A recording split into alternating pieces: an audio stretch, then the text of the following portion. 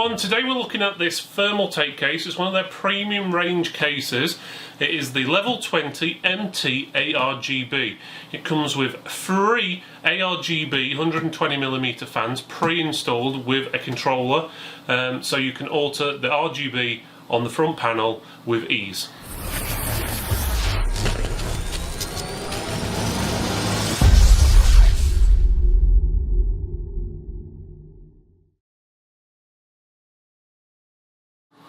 Okay guys, as you can see, it's the Thermaltake case. You've got a nice picture on the front, so you can actually see what it is at the box. One thing with these Thermaltake premium cases boxes, they do look pretty good. So you can see that it's got the 3 RGB fans in it. It shows you that on the picture. It does actually come with those, and they are ARGB fans, so that's addressable or digital RGB. Obviously you need to connect those up to the controller, what comes in the case, but you can also connect them up to your motherboard if it does have that option. If you have a motherboard what doesn't have RGB on it, doesn't matter. This has a ARGB button on the front where you can just press it and it will change the lights for you because it has its built-in controller. So it also has a 4mm thick side panel, and that's 4mm of tempered glass, and again on the front it's 4mm of tempered glass as well. So it's a nice looking machine by the looks of it. On the side of the box it gives you all the specifications and so forth, but otherwise that's pretty much it for the box. Okay, as you can see from first looks, the product looks like a pretty nice case. You can see the glass side panel straight away.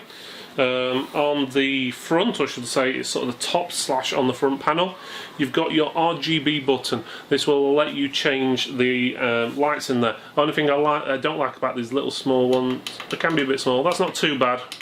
You can actually press that with ease, but some of them can be a bit too small and you have to really put your finger inside of it. But that will allow you to change the RGB lights directly on there without having a motherboard what has ARGB built onto it. But if you do have a motherboard what has ARGB, you can still connect it up to the controller, then from the controller to the ARGB connection on your motherboard, like AMD board, sorry, ASRock board, Gigabyte Aorus board or something along that lines, you can connect it up to that, and by holding down the RGB button for a set number of seconds, I think it's 3, it then swaps between the controller what's actually built into and then the controller what's built onto your motherboard, so you can control it from your software within Windows or directly from the button, so you've got multiple choices there with ease, so you don't have to unplug this to do this and so forth. It all does it through there. You've also got headphone and microphone socket on there, which is good. 2 USB 3 sockets, no USB 2, which is always good. These are 3.0, not 3.1s. You also have a reset button there. You've got a hard drive load light, and you've also got the start button, which has got a light around it for obviously your power. Otherwise on the front you've got your glass, and you can see the 3 fans there, and they're all Thermaltake fans. And then on this side it's just your glass panel. On top you do have a magnetic mesh guard, to obviously dust guard to stop the dust getting in there, which is always good. On this side, which is the back, you'll notice there is another there is another vent there for your fans, which you could have a water cooler positioned, exhausting air out of there if you wish, the way this case is designed. On the back, nothing too much really, but you've got obviously where your motherboard goes, you've got where all your PCI Express cards go, and then you've got your power supply area there. There is no external water cooler connections. It doesn't support vertical graphics card, even though it's got sort of a mark in there, there is no cutout to actually do it. But otherwise it looks pretty good. And let's have a quick look at the bottom. Okay, on the bottom again you have got a dust guard over the vent for the power supply, and then you've got 4 nice sized feet on there to give it plenty of room. Let's have a quick look at the inside then, shall we?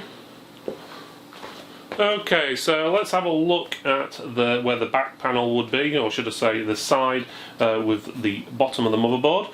So you've got your controller here. This is where your ARGB fans would connect to, and then you could optionally as well connect that up to your motherboard if it has the connection cable in. It's already in there quite nice.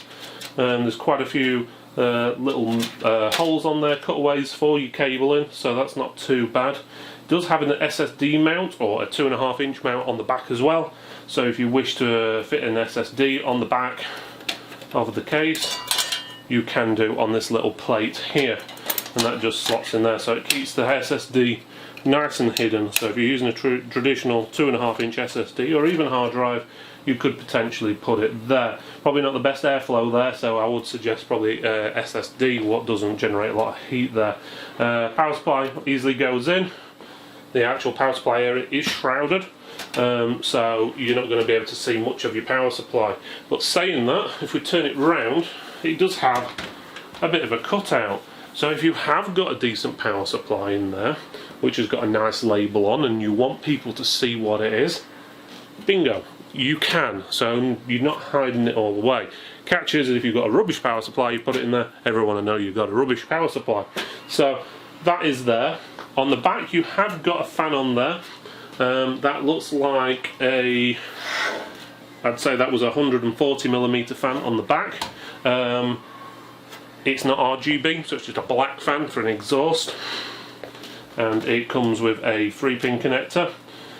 Obviously you've got all your cabling, what comes through. Cabling looks fine, it's all booted apart from the HD audio, which again, I don't like this rainbow effect on these cables. They should be booted or do something with them this day and age, because if you're making a really nice looking case, this is what this is designed to be, it's a premium case, that should be covered up, because it's going to mess with obviously the colouring of the inside of the machine. Otherwise you've got another 2.5 inch bay here, so you can fit another SSD or whatever you wish on there.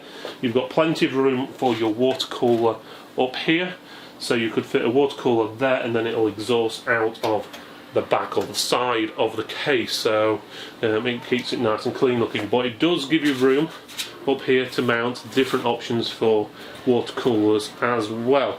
So as you can see, it's pretty nice looking inside. It's all black, it's quite tidy, and for roughly an £85 case, that it looks pretty good, to be honest with you.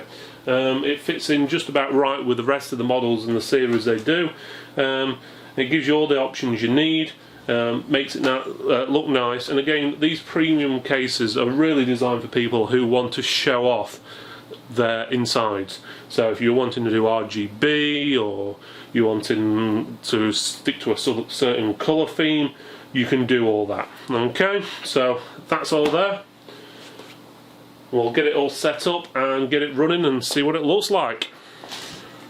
Okay, basically I've just rigged this up so the lights work. The lights and the actual fans itself all run off of one controller, and that controller runs off of one serial ATA power connector.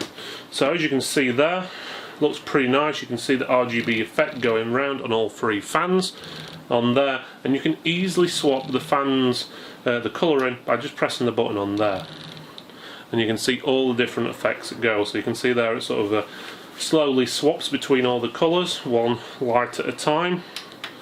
You can have it fade in between them all. You can have it just sticking on red and rotating, green, yellow, blue, and so forth, purple.